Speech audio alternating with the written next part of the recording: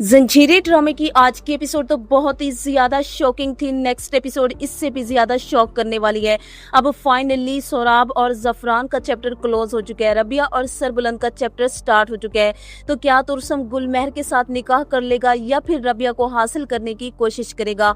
आखिर क्या होगा इस ड्रामे की कहानी का एंड जानेंगे छोटी सी वीडियो में। आने वाली एपिसोड में हम लोग देखेंगे कि सोराब हवेली में वापस तो आता है, लेकिन उसे ये मालूम नहीं होता कि उसे क्या सरप्राइज मिलने वाला है। सरबुलंद का नया रूप देखकर सोराब को पसीना स्टार्ट हो जाता है। सुबह जब जिरगा बुलाया जाता है तो तभी कबीले के लोग सोराब की हकीकत जानने के बाद सोराब को सजाए मौत देने का फैसला करते हैं, लेकिन सोराब सब लोगों के सामने झूठ बोल रहा होता है कि ये सच नहीं है।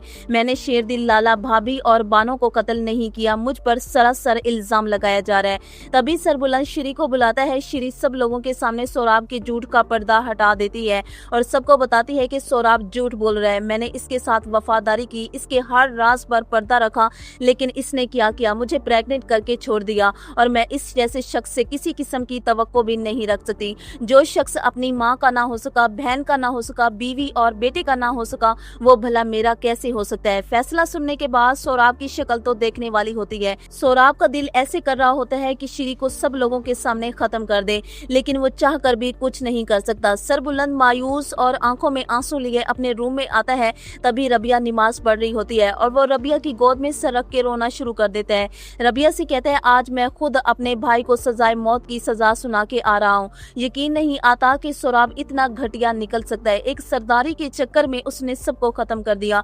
मेरी मंगेतर बानो का क्या कसूर था? इतनी बेदर्दी से बानो को मार दिया गया और मैं कुछ ना कर सका। तो जिस पर रबिया सरबुलंद से कहती है, मैं समझ सकती हूँ कि आप किस तकलीफ से गुजर रहे हैं, आप बहुत बहादुर हैं, ये मुझसे बेहतर कोई नहीं समझ सकता। आपको हिम्मत रखनी होगी। सारी जिंदगी आपने आजमाइशों का सामना किया है और कितनी जुर्रत और बहादुरी से अपने दुश्मनों को शिकस्त दी है, तो आप ये भी कर सकते हैं। आपको बहादुर बनना पड़ेगा, हिम्मत रखनी पड़ेगी। तभी रबिया सरबुलंद के गले लग जाती है। सरबुलंद और रबिया दोनों बहुत ज्यादा रोते हैं। बीजान से तो बर्दाश्त ही नहीं होता कि सोराब उसका खुद का बेटा इतना घटिया निकलेगा।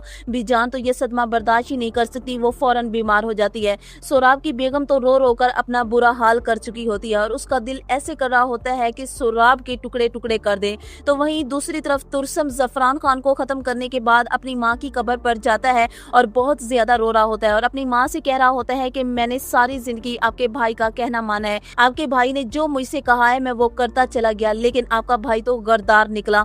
मुझे माफ कर दे, मुझे ऐसा नहीं करना चाहिए था, मुझे मामू को नहीं मारना चाहिए था, लेकिन मैं सच सुनकर बर्दाश्त नहीं कर सका। इसके बाद तुर्सम वापस हवेली आएगा बीजान और सरबुलंद से माफी मांगने। जब उसे पता चलेगा कि रबिया हवेली में ही है और इसका निकाह सरबुलंद के साथ हो चुका है, तो तब तुर्सम बहुत ज्यादा हैरान होगा और उसके अंदर रबिया को पाने का जज्बा और ज्यादा बढ़ जाएगा। तुर्सम के दिल में रबिया के लिए मोहब्बत फिर से जाग जाएगी, लेकिन जब उसे एहसास होगा कि रबिया मेरी कभी नहीं हो सकती, तो तब वो गुलमहर से जाके निकाह कर लेगा। जहां मुझे ये लगता है कि सरबुलंद श्री की शादी जारून के साथ करवाने का फैसला कर लेगा। आपको क्या लगता है कि श्री को क्या सजा मिलनी चाहिए या फिर उसका निकाह जारून के साथ होना चाहिए? अपनी राय कमेंट्स में जरूर दीजिएगा।